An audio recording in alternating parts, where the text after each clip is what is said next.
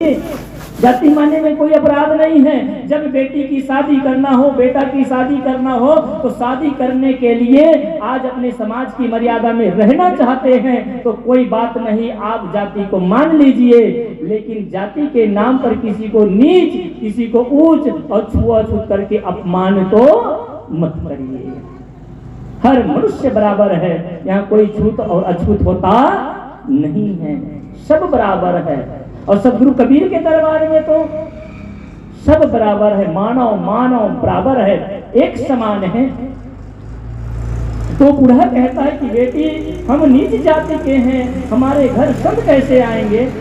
उसने कहा कि पिताजी एक बार अवसर दीजिए, मैं तो प्रयास कर सकती हूँ और मैं कुछ कर सकती। बूढ़ा ने कहा ठीक चली जाओ, लेकिन कुछ लोगों को साथ में के लेकर जाना। नहीं बहू हो, अकेली मत जाना। तो पड़ोसों को बुला लिए, 2-3 स्त्रियों को अपने साथ में ले लिए, सुंदर थाल में आरती सजा लेती है, फूल रख लेती है, अगरबत्ती रख लेती है, एक गंगा जल लोटा में पानी रख लेती है और ले करके वो संत के दर्शन के लिए जाती है और सहेलियों के साथ में सुंदर गीत गुनगुनाते हुए चली जाती है। सुंदर गीत गुनगुना रही है, हाथ में जल पकड़े हुए हैं, एक हाथ में थाल पकड़ी हुई है, अपने सहेलियों के साथ भजन गुनगुनाते हुए संत के दर्शन के लिए जाती है। जाकर के चरण पखारती है, वंदन करती है, आरती करती है और आरती करके फूल पुष्प को अर्पित करती है और हाथ जोड़ करके कहती है कि गुरुदेव मैं आपके दर्शन अभिलाषी हूँ और आपको मैं बंदगी करती हूँ। संत देखते हैं और देख करके मुस्कुराते हैं और बोलते बेटी सब ठीक है ना। हाँ सब ठीक है।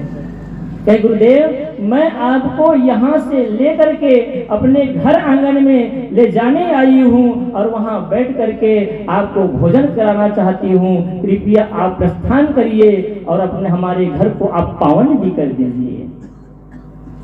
संत ने मुस्कुराया और मुस्कुरा करके कहा कि बेटी मेरा शर्त तो याद है ना।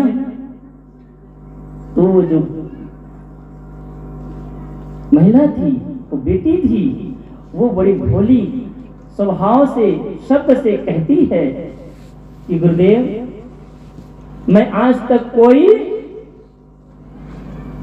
व्रत नहीं किया है, मैं कोई यज्ञ नहीं किया है, लेकिन आप जैसे संत गुरुजनों से सुना है। संत ने मुस्कुराते हुए कहा क्या सुनी हो। संत मिलन को जाइए तज माया अभिमान और जो जो पग आगे धरे कोटि ने यज्ञ। मैंने आज तक कोई यज्ञ नहीं किया गुरुदेव, लेकिन जब आपके दर्शन के लिए चली तो मैं जब एक एक पग को उठाई तो आपके कथन के अनुसार वो एक एक पग करोड़ों यज्ञ के समान अगर आपको लगता होगा तो कृपया आप पधार करके हमको दर्शन दे करके और हमारे घर भोजन करके हमें कृतार्थ करिए। संत ने कहा कि बेटी आज मेरे दिल को तूने जीत लिया। संत यही तो परखना चाहते थे, किसके अंदर में भाव है, किसके अंदर में भक्ति है। हमारे मुक्ति का जो मार्ग है, अध्यात्म का दरवाजा है, यही भक्ति से ही होकर के गुजरता है। भक्ति प्रथम सीढ़ी है। इसलिए आप संत और गुरुजनों को पाकर के, ऐसे सुंदर अवसर को पाकर के अगर आज नहीं जागे, आज नहीं समझे, आज नहीं बन पाए तो कभी भी हम अपना कल्याण कर सकते नहीं है। इस संत दरस देखिए, आपके इस पावन धर्म में संत गुरुजन आए हैं, साक्षात ईश्वर रूप है, भगवान का रूप है। और ऐसे संत गुरुजनों को पाकर के गोस्वामी जी ने कहा नर समाज नर यही तन कर फल विषय न भाई, स्वर्ग स्वल्प अंध दुखदाई, नर तन पाए विषय मन देही और पलट सुधा विष सठ लेही। ऐसे सुंदर मानव जीवन को पाकर के वो आपने चौपाई तो बार बार सुना है, बड़ा भाग्य मानुष तन पावा और सुर दुर्लभ सद ग्रंथ नहीं गावा। ये मनुष्य का तन में न बड़ा सौभाग्य की बात है। ऐसा लगता है, सुनते बस है कि लगता भी है।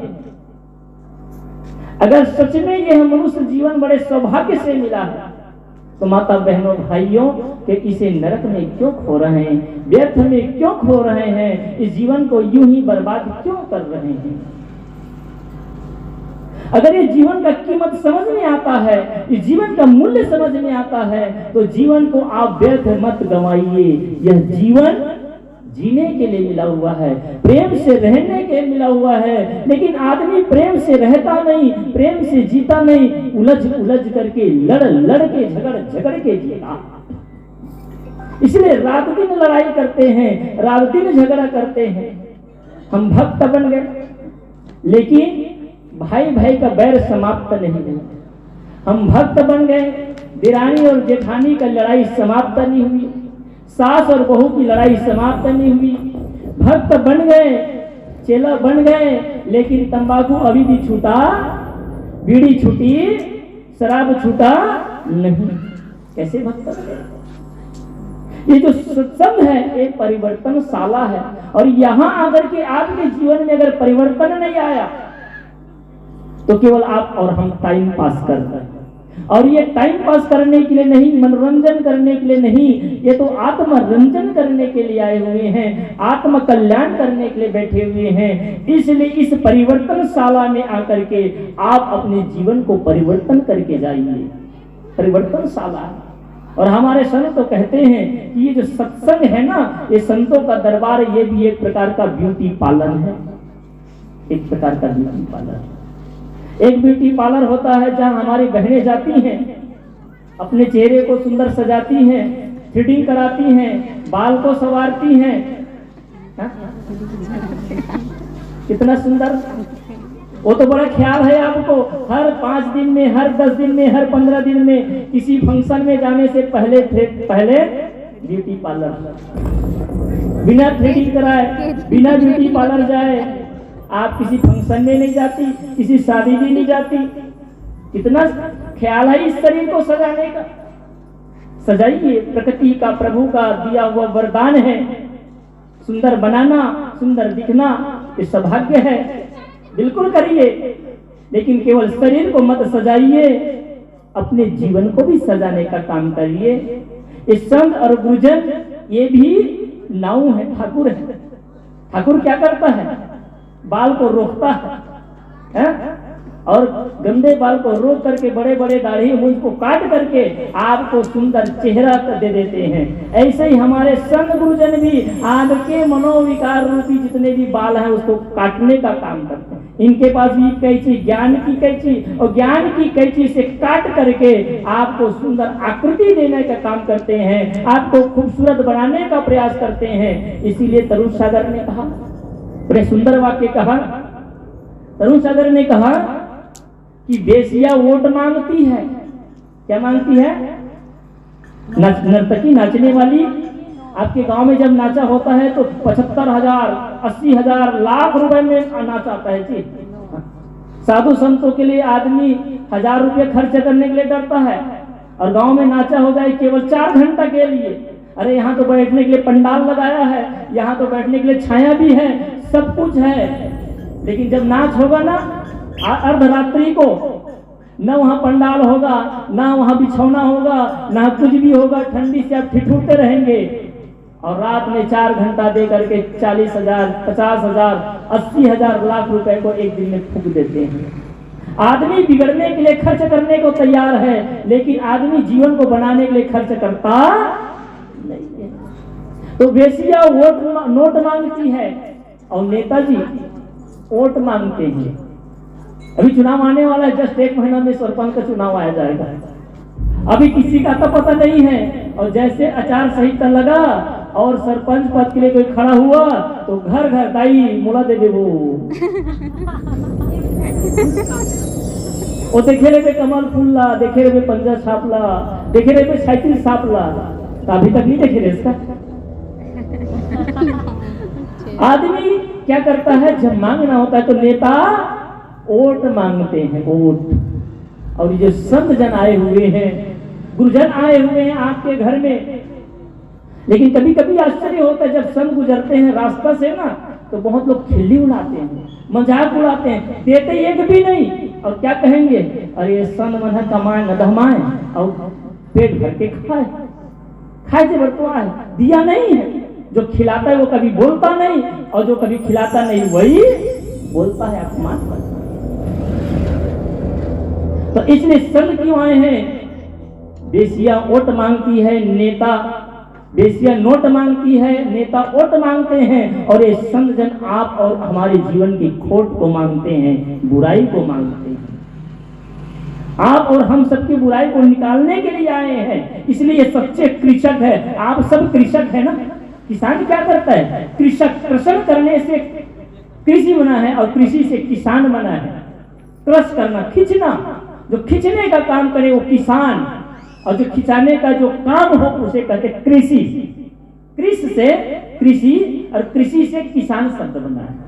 कृषक जो कर्षण करे, खींचे। तो धरती माँ से आप अन्न को उगाते हैं, अन्न को खींचते हैं, इसलिए आप किसान हैं, पैदा करते हैं। और ये संत जन आपकी बुराई को खींच करके आपके अंदर में ज्ञान का उजाला भरते हैं, आपके जीवन को सद्गुणों से ओत-प्रोत करते हैं। इसलिए सच्चे अर्थ में संत जन भी किसान है, खेती करना है, ये ज्ञान की खेती करने वाले, ये ज्ञान का व्यापार करने वाले हैं। तो ऐसे सुंदर अवसर और समय को पाकर के व्यर्थ न गंवाएं।